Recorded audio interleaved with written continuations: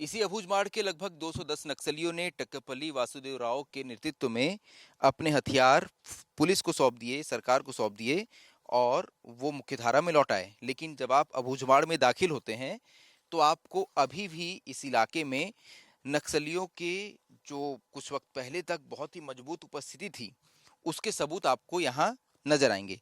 ये उतला गांव है। रौनक, क्या गांव है ये? उतला। ठीक है, तो ये अबूझमाड़ का उतला गांव है और यहाँ जैसे आप दाखिल होते हैं तो फिलहाल मैं उस पारी घाट से निकल कर मैं जा रहा था रेखावाई गांव की ओर। तो रास्ते में मुझे ये 4 बड़े नक्सल स्मारक नजर आए। इस गांव का बहुत महत्व है, इस स्मारक का बहुत महत्व है। यहाँ से एक बहुत बड़ी घटना जुड़ी हुई है। उस बारे में बात करने के लिए रौनक मेरे साथ हैं। रौनक, कुछ साल पहले यहाँ क्या हुआ था? 2023 अक्टूबर की बात करें तो ये वही मैदानी क्षेत्र है जहाँ पे माओवादियों के द्वारा एक जन अदालत लगाई गई थी। इस जन अदालत में शंकर कोडियाम, जो पहले यहाँ शिक्षा दूत थे, बाद में बस्तर फाइटर के जवान थे, हाँ। उन्हें माओवादियों के द्वारा यहाँ पकड़ा गया था और उसके बाद जन अदालत लगाकर उसे रिहा किया गया उसकी था। बहुत तस्वीरें वायरल है ना, आपने कवर की थी इस घटना को। हाँ। मैंने भी कवर की थी और कुछ मीडिया के साथी और हमारे मुकेश चंद्राकर भाई बस्तर हाँ, जंक्शन वाले बिल्कुल भी। बिल्कुल। हम 3-4 जन ही साथ में आए थे और समाज के लोग भी थे। बिल्कुल मुझे याद है, मुकेश का पहला जो वीडियो बहुत ज़्यादा ट्रेंड किया था वो यही वीडियो था, जब उसने जन अदालत की लाइव इसकी कार्रवाई दिखाई थी। पूरी जन अदालत रिकॉर्ड करके उसने बताया था। ठीक है। हाँ।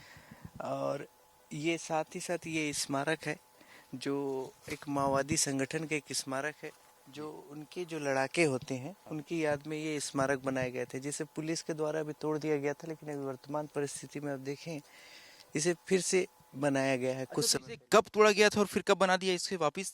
लगातार पुलिस के अभियान लगातार चल रहे थे। 2024 में इसे तोड़ दिया गया था और अभी कुछ समय पहले इसे लगता है फिर से बनाया गया। तो लगभग 2024 में फोर्स जब यहाँ पहुँचती है, उसे जब नक्सलियों की सुरंग मिलती है, इस तरह के स्मारक मिलते हैं, तो उसने इस स्मारक को ध्वस्त कर दिया था। कारण क्या था ये बताता हूँ मैं आपको। देखिए, स्मारक होता क्या है। नक्सली अपने मारे गए साथियों की याद में इस तरह की स्मारक बनाते हैं।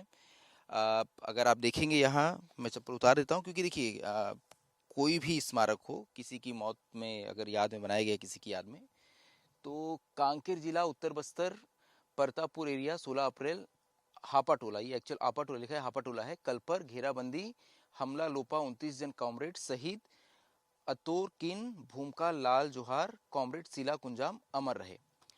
ये वो घटना है 16 अप्रैल की जो कांकेर के हापा टोला में फोर्स ने पहली बार, साल था 2024, नक्सल संगठन को सबसे बड़ा नुकसान पहुंचाया था। और ऐसा माना जाता है कि यही वो टर्निंग पॉइंट था, ये वो घटना थी जिसके बाद से लगातार नक्सल संगठन को बीते समय में सबसे बड़ा नुकसान पहुंचा।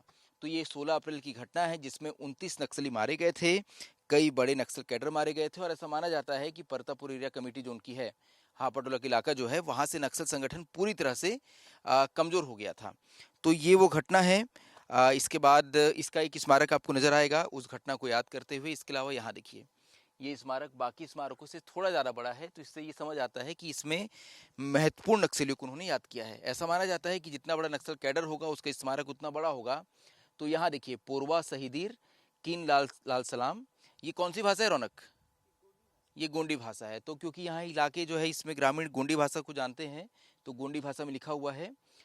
कॉमरेड साकेत, कॉमरेड दीपक, कॉमरेड पवन, कॉमरेड साकेत के आगे लिखा हुआ है पीएमपी, ये पोलित ब्यूरो मेंबर हैं। तो हालांकि हो सकता है कुछ गलती हुई है लिखने में। कॉमरेड दीपक सीसीएम सेंट्रल कमेटी मेंबर और कॉमरेड पवन सीसीएम यानी सेंट्रल कमेटी मेंबर। तीनों ही बड़े कैडर के नक्सली है, एक polit bureau, 2 central committee members, जिनकी मौत के बाद उनकी याद में इस स्मारक को तैयार किया गया। इसके अलावा तीसरा स्मारक जो है ये जनता में शहीद आतोर किन अमूर हिले ताड़बल्ला अमर शहीदीन किन जोहार। ये घटना थी जिसमें ऐसे आरोप लगे कि एक एनकाउंटर हुआ जो फर्जी था, जिसमें कुछ ग्रामीण मारे गए। उसमें ग्रामीणों की याद में इन्होंने बनाया है। इसके अलावा बुट्टम अमर शहीदी किन लाल सलाम, कॉमरेड कमलू दक्षिण अमर रहे, कॉमरेड लच्छी अमर रहे। ये भी कुछ नक्सली, इनके बारे में कुछ पता है क्या?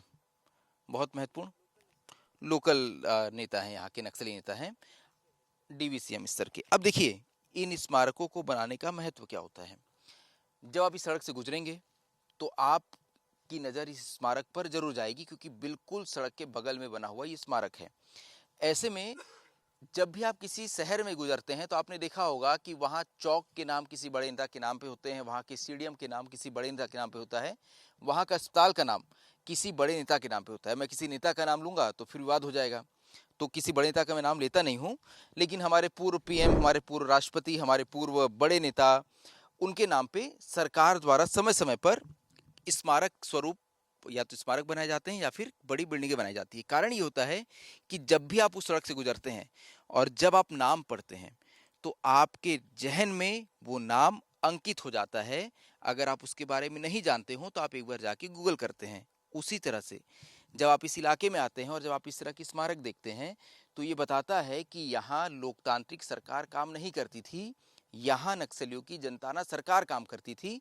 और उसी के प्रतीक स्वरूप इस स्मारक को आप देख सकते हैं और ये समझ सकते हैं कि नक्सलियों ने इस बात को स्थापित करने की कोशिश की कि इस इलाके में हमारे लाल सरकार का या जनताना सरकार का राज है।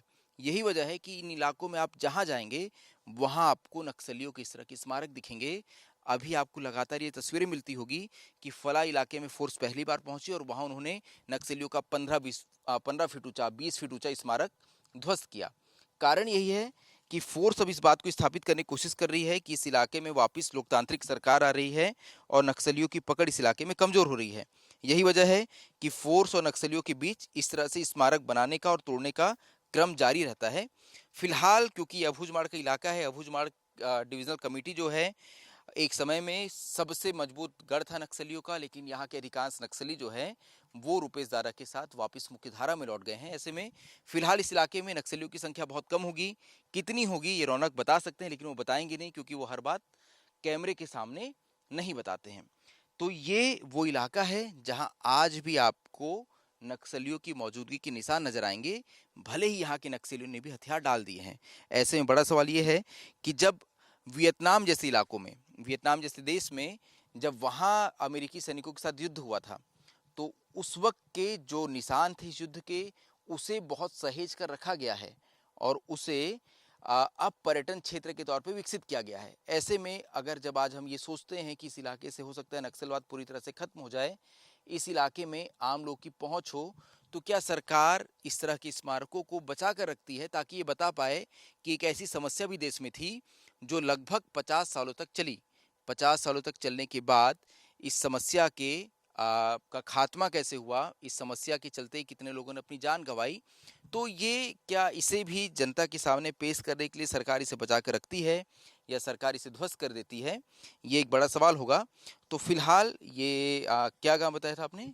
उथला गांव है और ये बहुत ही ऐतिहासिक जगह है क्योंकि यहीं पर एक बहुत फेमस जन अदालत लगी थी जिसमें शंकर कुड़ियाम नाम के एक जवान को नक्सलियों ने रिहा किया था।